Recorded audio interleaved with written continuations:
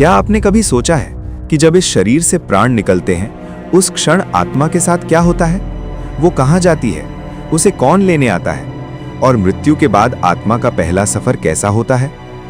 सनातन धर्म के ग्रंथ गरुड़ पुराण में मृत्यु के बाद आत्मा की यात्रा का बहुत विस्तार से वर्णन मिलता है। ये ज्ञान हमें डराने के लिए नहीं दिया गया है, बल्कि हमें ये समझाने के लिए दिया गया है कि इस संसार में मनुष्य के कर्म ही उसकी अगली यात्रा का मार्ग तय करते हैं। गरुड़ पुराण के अनुसार जब मनुष्य के जीवन का अंतिम क्षण आता है तो उसकी इंद्रियां धीरे धीरे शांत होने लगती हैं, शरीर भारी हो जाता है, सांसें धीमी पड़ जाती हैं और आवाज बंद होने लगती है। उसी समय एक अद्भुत घटना होती है। कहा जाता है कि मृत्यु के अंतिम क्षण में मनुष्य को अपने पूरे जीवन के कर्म एक चलचित्र की तरह दिखाई देने लगते हैं। उसे याद आने लगता है कि उसने किसके साथ कैसा व्यवहार किया, किन लोगों की सहायता की और किन लोगों को कष्ट दिया। लेकिन उसी समय कुछ और भी होता है जिसे देखकर आत्मा भयभीत हो जाती है। गरुड़ पुराण के अनुसार मृत्यु के समय यमराज के दूत, जिन्हें यमदूत कहा जाता है, आत्मा को लेने आते हैं। उनका स्वरूप अत्यंत भयानक बताया गया है।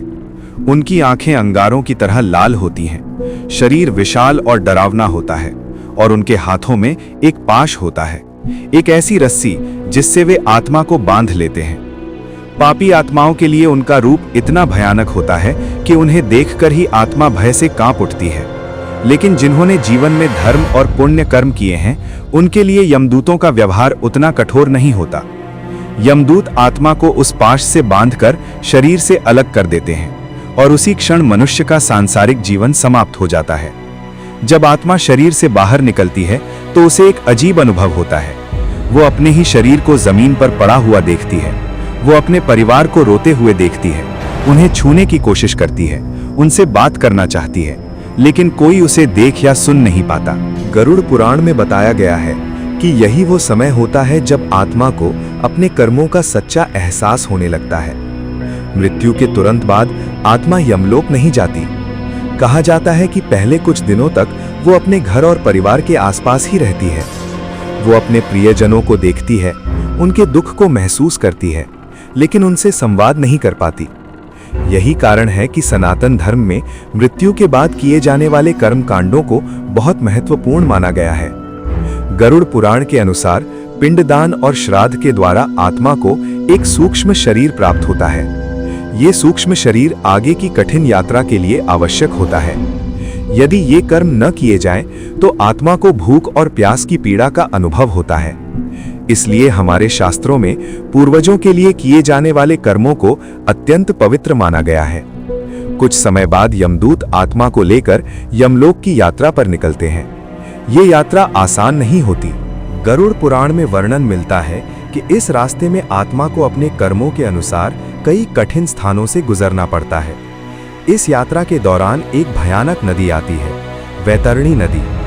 गरुड़ पुराण में इस नदी का वर्णन अत्यंत भयावह रूप में किया गया है। कहा जाता है कि इस नदी में जल नहीं बहता, बल्कि रक्त, पीप और हड्डियों से भरी धारा बहती है। पापी आत्माओं के लिए इस नदी को पार करना अत्यंत कठिन होता है। यमदूत उन्हें इस नदी में उतरने के लिए मजबूर करते हैं और वे पीड़ा से चिल्लाती हुई इसे पार करने की कोशिश करती हैं। लेकिन जिन्होंने जीवन में धर्म, दान और सत्कर्म किए हैं, उनके लिए ये नदी उतनी भयावह नहीं होती। अंततः आत्मा यमराज के दरबार में पहुंचती है। वहां चित्रगुप्त आत्मा के पूरे जीवन का लेखा जोखा प्रस्तुत करते हैं।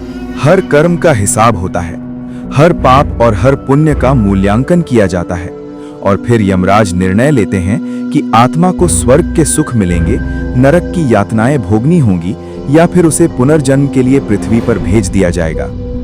गरुड़ पुराण की ये कथा हमें एक गहरी सीख देती है। इस संसार में धन, पद और अहंकार कुछ भी साथ नहीं जाता।